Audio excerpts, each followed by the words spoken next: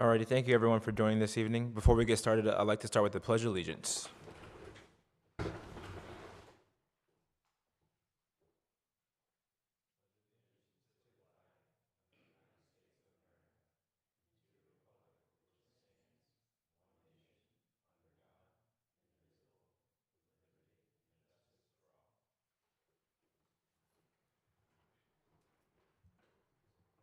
I would like to call this meeting to order.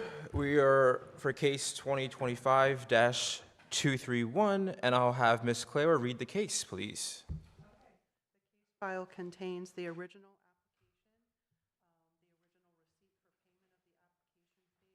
$100, copies of the letters that were sent to the property owners and the contiguous property owners advising them of the hearing this evening,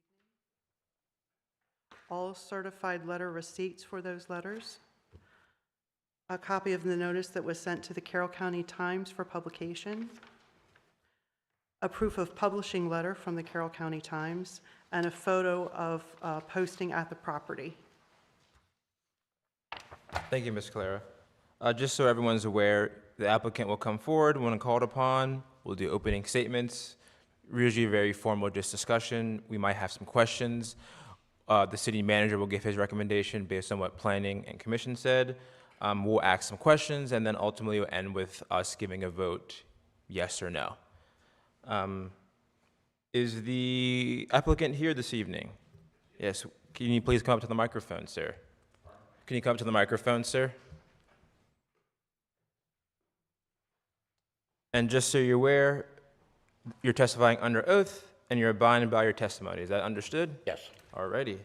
Do you have an opening statement for us this evening? Yes, I purchased property back in 2007. Before I purchased it, I came up to the town office and asked if it was a buildable lot. That was for it, yes, so I figured everything was okay. But here in the last years, I found out there's some setbacks and restrictions that I wasn't aware of. So I'm really asking variance for the setback from 35 foot to 10 foot, and also requested a variance on the building size from 6250, from 7,500 to 6250.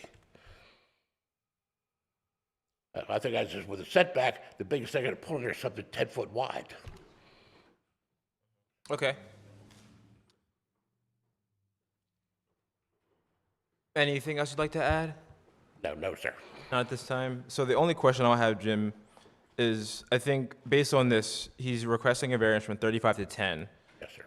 And what was the second part you said about the bill? The variance on the lot size from 7,500 to 6,250. That's So the, and this is something that we realized after the application was initially submitted, was that the two lots together only total 6,250 square feet. The zoning district that the property lies within is the R7500 district, which requires 7,500 square feet for a single-family home to be erected on the lot. We had a similar scenario a block away on Ridge Avenue, where a number of these old 25-foot wide lots they had 4 lots and consolidated them into two building lots. But even at that, they were smaller than the currently required 7,500 square feet.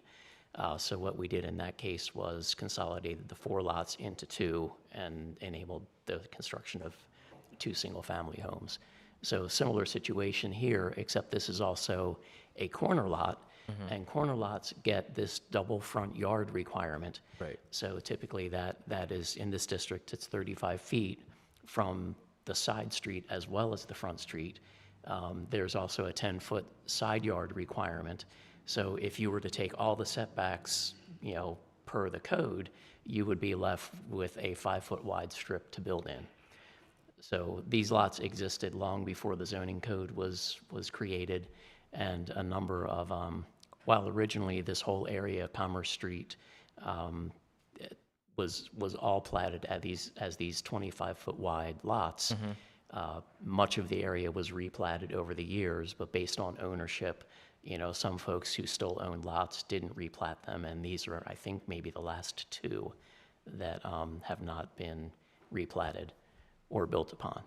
So I guess the question, I think, which is a separate issue from this, is that you think we need to revisit the code to make some of these changes to it? Because I know it's not the first time that this has happened. I know this is one of the last buildable lots on that area, so it might not be a problem in the future, but if it's a consistent request. Well, I think there are not that many infill lots Right. left.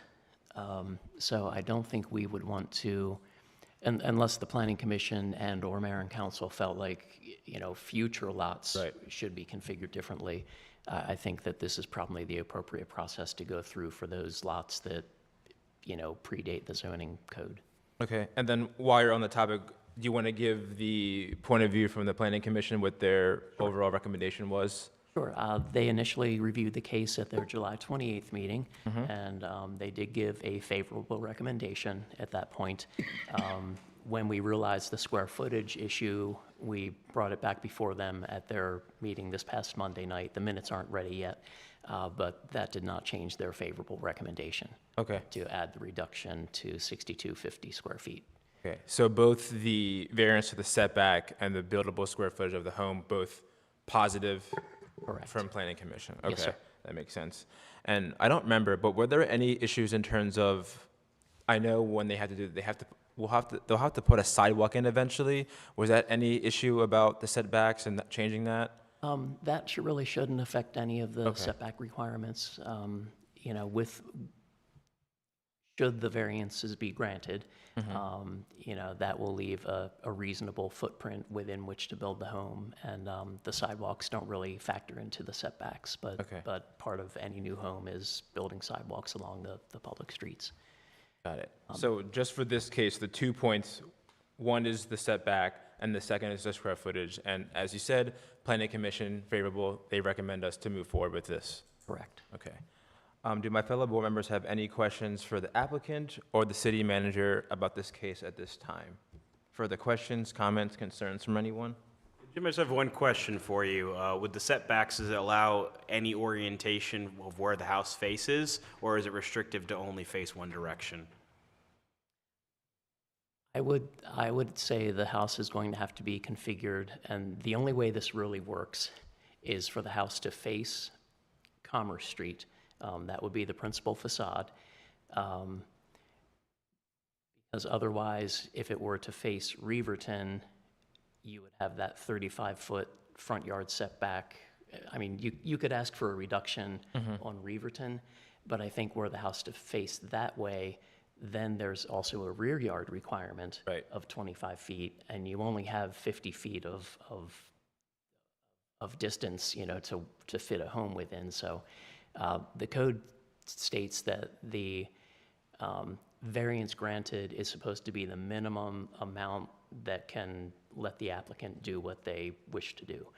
So to orient the house any other direction, I think would require greater variances than orienting it towards Commerce Street as the front and Reverton as the side yard. Now, it does get a little bit more Right, yeah. confusing because, this property already has an address of 125 Commerce Street in the tax records, which is a very bizarre address. But generally, the county emergency services folks like to address a house with wherever the driveway is. So in this case, the driveway may end up being off of Reverton. It may just lend itself to that layout better than. So the coming off of address is Commerce, but the driveway would technically be on a... It may be. Okay. And we don't have a house site yet, but that may be how it best fits for whoever ultimately builds on the property. Thank you, Jim. Anything else from my board members? Questions, comments, concerns? None from me. Do you have any witnesses or public comment at this time? Sir, do you have any closing statements for us this evening? No, sir. Okay. I've asked all my questions. I've seen the case. Jim and Planning Commission have given their recommendation, and then ultimately, it just comes back to us if we have any other further questions. And as we said, no one has any other further comment, questions, or concern. Do I have a motion for approval? Motion for approval. Do I have a second? Second. Second. Okay. We have a motion for approval. All those in favor, please signify by saying aye. Aye. Aye. All those opposed, nay. Let the record show that is 5 votes approval, none against. And with that, I think I can close the meeting. Oh, sorry, Jay, you're online. I apologize. I've done this last time. Comments from you, Jay? My apologies. No, we're good. The hardship in this matter that you have to prove is the fact that these are old lots. That's what Jim said. And our write-up of this will be done probably this week, and then Claire will look for signature from you, and it'll be ready to go. All right, thanks, Jay. Short and sweet, as always. Thank you so much for your time. We appreciate it. And that's all. Thank you very much, sir. Thank you for your time. No problem. You have a good night.